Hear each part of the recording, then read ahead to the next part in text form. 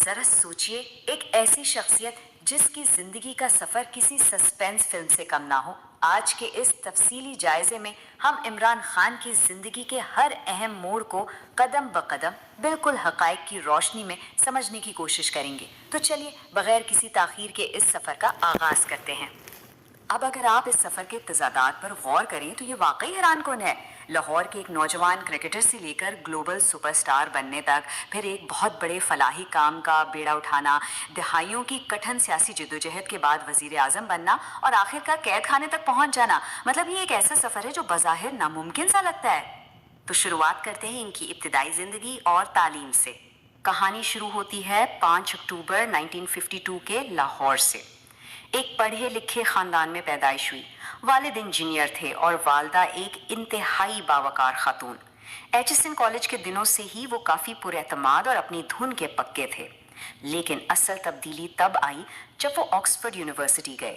وہاں فلسفی، پولیٹکس اور اکنامکس کی تعلیم نے نہ صرف ان کی سوچ کو وسعت دی بلکہ ان کے اندر ایک لیڈرشپ کی بنیاد بھی رکھ دی۔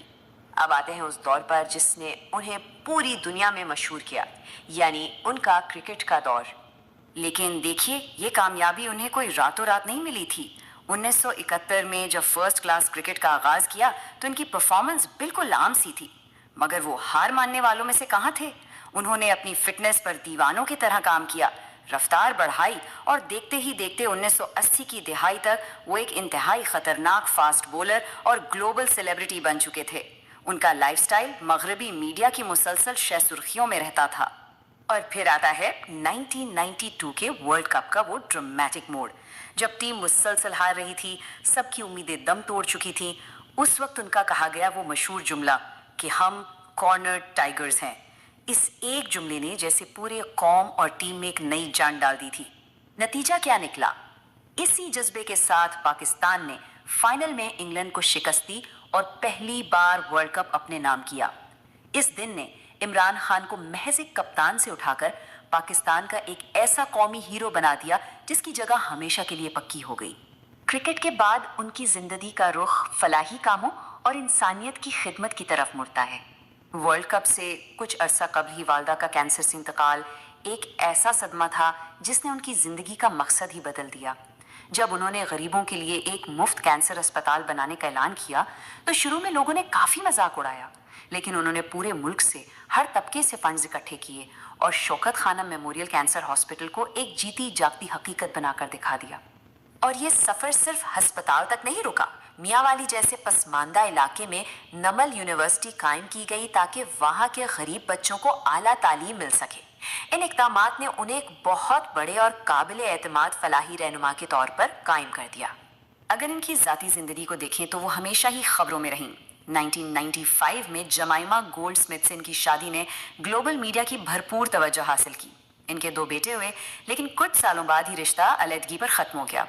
بعد میں ہونے والی ان کی دیگر شادیاں بھی مسلسل پبلک اور میڈیا کی توجہ کا مرکز بنی رہیں۔ یہاں سے ان کی زندگی کا سب سے کٹھن دور شروع ہوتا ہے، سیاست کے میدان میں انٹری۔ سال تھا 1996۔ یہ وہ وقت تھا جب پاکستان تحریک انصاف یعنی پی ٹی آئی کی بنیاد رکھی گئی۔ اب ذرا تصور کریں، اس وقت ان کے پاس نہ تو کوئی بڑا سیاسی سرمایہ تھا اور نہ ہی بڑے اور روایتی سیاستدان ان کی پارٹی میں تھے۔ شروع کے انتخابات میں انہیں بری طرح شکست کا سامنا کرنا پڑا۔ ان کے ابتدائی جلسوں میں گنتی کے چند لوگ آتے تھے، لیکن وہ کارنر ٹائیگر والا جذبہ یہاں بھی موجود تھا۔ میں آخری گیند تک لڑوں گا۔ یہی وہ غیر متزلزل عزم تھا جس نے انہیں اس مشکل ترین دور میں بھی کھڑا رکھا۔ وہ بغیر تھکے اپنی جدوجہد کرتے رہے۔ اور پھر اس طویل جدوجہد کا نتیجہ 15 سال بعد سامنے آیا۔ 30 اکتوبر 2011 کو لاہور کا وہ تاریخی جلسہ جس نے پاکستانی سیاست کا نقشہ ہی بدل کر رکھ دیا۔ لاکھوں کی تعداد میں عوام اور خاص طور پر نوجوان نسل نے پہلی بار سیاست میں گہری دلچسپی لی۔ یہ وہ لمحہ تھا جب پی ٹی آئی واقعی ایک بہت بڑی سیاسی طاقت بن کر ابھری۔ اب آتے ہیں اس سیاسی سفر کے عروج کی طرف، یعنی ان کا بطور وزیر اعظم دور اور اس کے چیلنجز۔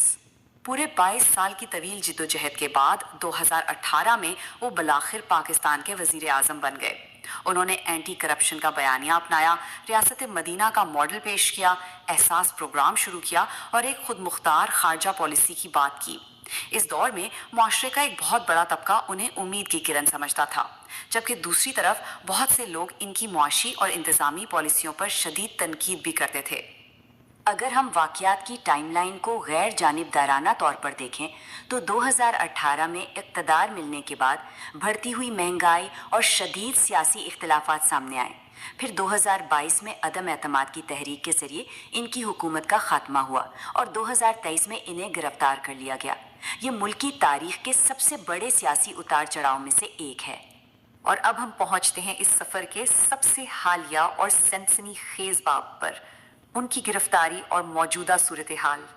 इक़्तिदार से हटने के बाद वो खामोश नहीं बैठे, बल्कि उनकी सियासी सरगर्मियों में हैरत अंगीज़ तेज़ी आ गई। मुल्क भर में बड़े बड़े जलसे हुए, लेकिन साथ ही उन पर कानूनी शिकंजा भी कसने लगा। तोशाखाना, साइफर और दीगर कई मुकदमात बने। 2023 में इनकी गिरफ्तारी ने पूरे मुल्क में शदीद एहतजाज और एक बहुत बड़ी सियासी कशीदगी को जन्म दिया। आज अगर हम देखें तो सूरत हाल कुछ यूं है कि माशरा दो वाज़े हिस्सों में बटा हुआ है। एक तरफ वो करोड़ों लोग हैं जो जेल में होने के बावजूद उन्हें पाकिस्तान का सबसे मकबूल तरीन लीडर मानते हैं, और दूसरी तरफ वो लोग हैं जिनके नज़दीक वो एक इंतहाई मुतनाज़ा सियासतदान हैं। लेकिन उन तमाम तर सियासी इख्तिलाफात के बावजूद एक बात तो बिल्कुल तय है, इमरान खान ने पाकिस्तान की रिवायती सियासत, नौजवानों की सोच और अवामी मुबाहसे का अंदाज मुकम्मल तौर पर तब्दील कर दिया है। क्रिकेट के ग्राउंड से लेकर कैद खाने तक की ये कहानी, ये एक ऐसा सफ़र है जिसका हतमी अंजाम क्या होगा ये अभी किसी को नहीं मालूम। तो सोचिए, क्या वाकई तारीख में किसी और शख्सियत की ज़िंदगी में इतने ज़्यादा मोड़ आए हैं? इस तफसीली जायजे के बाद आपके ख्याल में अगली बार किस तारीखी या सियासी किरदार की ज़िंदगी का सफ़र इसी तरह बारीक बीनी से समझना चाहिए? अपनी राय कमेंट्स में ज़रूर बताइएगा।